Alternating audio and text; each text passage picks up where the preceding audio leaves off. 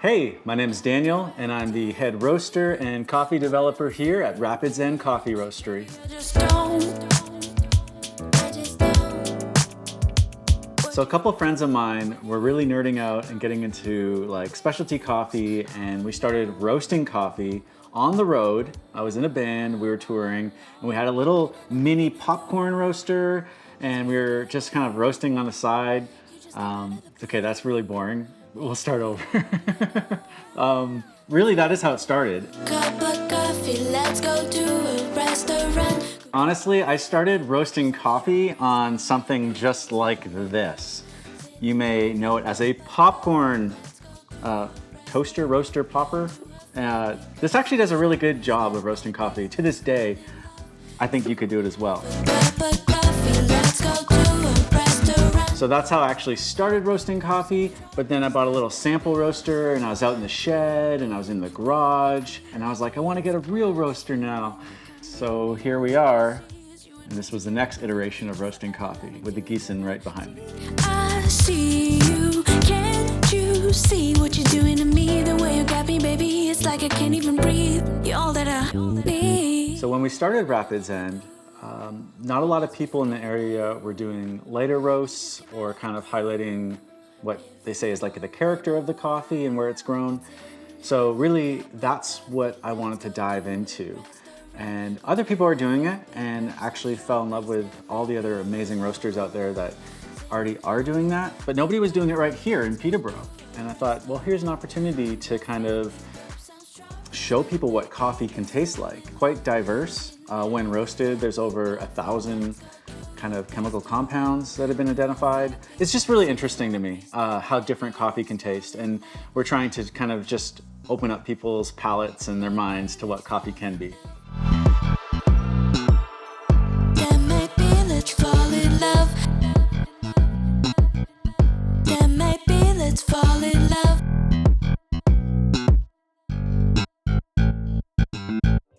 So when I first kind of got into this just about 5 years ago, a big question I had for myself was, well, where am I going to get my beans from? And, you know, what's everyone kind of doing? And there are some great importers in Canada and the US that we do source some of our beans from.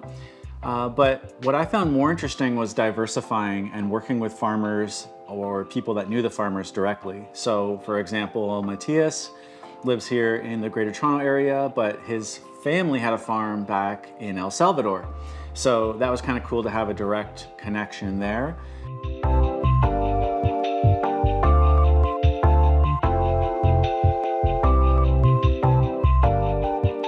Every region has its own story.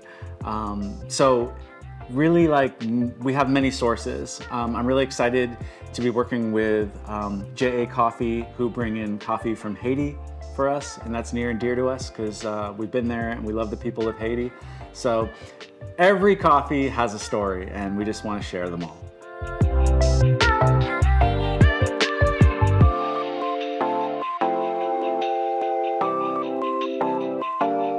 Yeah, we typically have about 6 to 8 different origins or countries, if that makes sense. There are more than that, but I feel like it's not a game of like 100 different types of coffee. It's more like, let's focus on a few and like have a few rotational, seasonal ones that change each year. So I think this year we're actually gonna try a coffee from the Dominican and Costa Rica, which we've never had before. So that's exciting.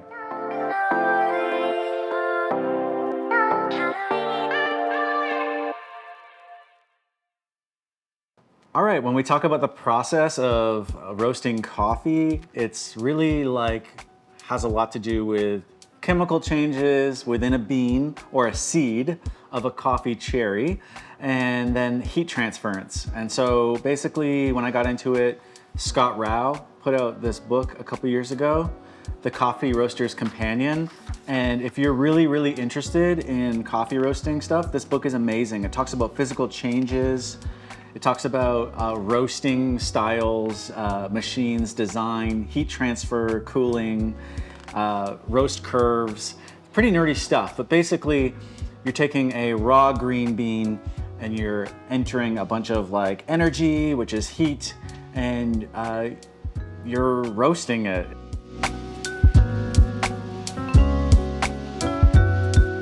So the most basic way I can put it is that you're going to input your green beans into the hopper, then you're gonna drop them into the rotating drum machine, and they're gonna kind of spend 10-ish minutes roasting in there. And when you get to the desired degree and kind of development time, then you can drop them into the cooling tray where a bunch of air is kind of sucked through them while they like turn around in the cooling tray.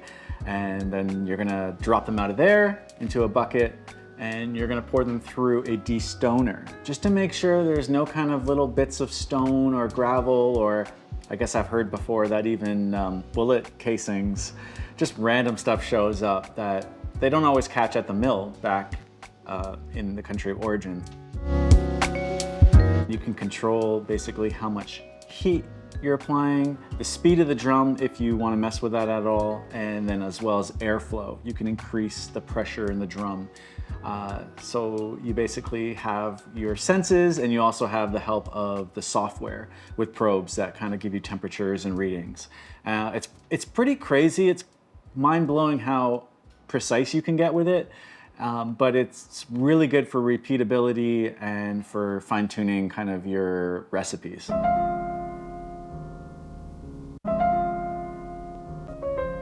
Coffee really needs at least about 24 hours to lose some of its CO2 that's stored in it. It wouldn't taste actually very good if you drank it right away. So you're gonna rest it, and then you're gonna bag it, and then depending on the type of coffee, you might rest it another 4 or 5 days for a pour over or something, or you might rest it up to like 10 days before using it on an espresso machine. There's a lot of steps, I guess. All right, so how do we consistently give good coffee, I'll say, or good tasting coffee? Well, there is a lot of science that goes into it, and there's a lot of chemical reactions, but I'm not really a chemist. So what I really rely on at the end of the day mostly is my palate. And just completely out of context here, but going back to when I was a child, you always, I want to be a fireman, I want to be an astronaut, or whatever it is. I always wanted to be a cook or a chef. And my mom always tells me like that's all I wanted to do. And what's hilarious about that is when I got involved with coffee, I realized how much your taste and everything really like has everything to do with it. And I get to use all those skills that I would use and I've honed in the kitchen over the years, but really they're applied here to coffee now. So although I might not know why a coffee tastes inherently sweeter if I roast it this way consistently, my mouth tells me if it's sweeter or if it's more bitter or sour. And so that's kind of like what I rely on, is just tasting. It's called cupping when you're constantly trying different coffees. You actually usually can't just keep drinking tons of coffee because the caffeine will completely annihilate you and you won't sleep. So you kind of have to like just taste it and like spit it out kind of thing. But that's how I consistently get feedback on my roasts, is just by tasting.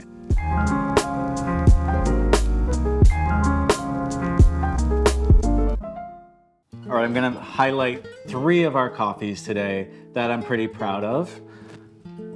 The first one is our Colombian Organic from San Sebastian. This one, people say, oh, Colombian coffee, that's kind of boring or normal. But I'm telling you, this is my favorite. I have this as a pour over every morning, and I can't beat it. It's really, really balanced. That's the way I can sum it up. Other coffees, the naturals we carry, might be more interesting and acidic and bright and funky, but this is the coffee that most of the cafes, salons, offices, and myself love consistently every day. And what's really cool is we can source fresh crop every year. So they're reliable, and that's gonna be kind of my favorite coffee.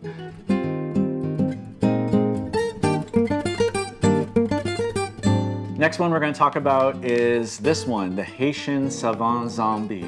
Haiti is a country that has a really long history of growing amazing coffee. It's not certified organic, but because of the economic status there, they don't have the money for chemicals and pesticides and all that. So this is like original Typica stock from like the 1700s. And my wife and I have the privilege of adopting a few kids from Haiti, and so this is one way we can give back to that country and support them. And this coffee is super delicious. It's a little bit more developed in roast, so it really suits a mocha pot or even a single origin espresso. I love it. Last but not least, this is our Otana Bean Espresso. Can't remember exactly who gave us the name. The Silver Bean Cafe locally ran a little contest and someone suggested the name Otana Bean. For all of you not familiar with the Peterborough area, the main river running through our town is called the Otana Bee. And so it's a little play on words. This is a blend of Brazilian pea berry, Ethiopian, and Colombia. And each of those coffees brings something different to the table. The Brazilian pea berry is a nice base, and I find the density kind of holds the CO2 a little longer, so it gives you a nice crema in your espresso. And the Ethiopian brings a little brightness and acidity, and then the Colombian brings in that nice chocolate kind of medium middle ground. So all together, you're getting a really nice, balanced kind of overall cup. This is a good example of like, each coffee is good on its own, but they're actually better together. And that was a really big learning curve for me, and I hope you can try it.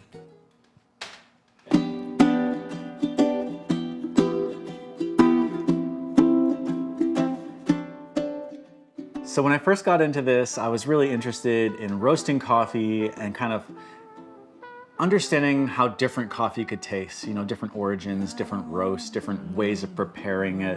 And so the roasting is like a big sciencey element to it for sure. But then when I started sourcing coffee, it got more interesting. There was a whole nother layer. Like, coffee is the second largest commodity traded in the world, next to oil, interestingly. And when you start working with different farmers and different importers, you realize just how complex the supply chain is. So that's a very interesting element to me, is like sourcing different coffees where you know you're helping women's cooperatives or small farmers or an individual family. And then there's the whole dealing with the public side that I love, which is like preparing really good espresso drinks. And again, talking about pour overs and different methods and extraction and just learning about everyone's coffee journey. I've been kind of like, when I started out, I was a little bit, I guess a little bit snobby about like, oh, like this is good coffee, this isn't good coffee.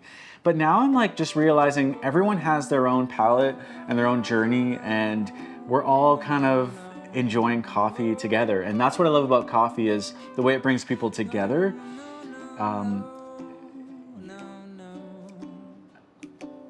I don't really have a way to finish that sentence other than I just love how coffee brings us together. So what's the future of Rapids End look like? Well, we're always growing, we're always learning. And I know for myself, that means how can I work with other people better? How can I source coffees better? How can we pay more, get more back into the farmer's hands? There's like so many elements to it. But I really, really, really am looking forward to the day when, you know, 5-6 days a week, I get to talk about coffee with people and one-on-one and make coffee and drink it.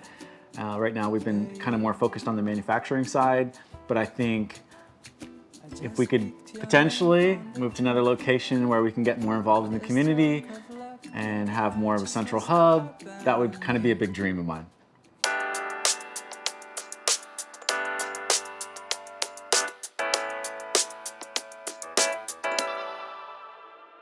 So if you're looking for some Rapids End coffee, you can go to our website, which is rapidsendcoffee.com. We do have some local retailers here in the Peterborough area. It would be like the Main Ingredient, Hard Winter Bakery, Kit Coffee, and then seasonally there's a few little farm stands and places like Leahy's and others that open up. And then obviously you can order it from us and I'll drop it off on your doorstep. So you can, once again, rapidsendcoffee.com, or you can see us on all social media sites, and our handle is Rapids End Coffee.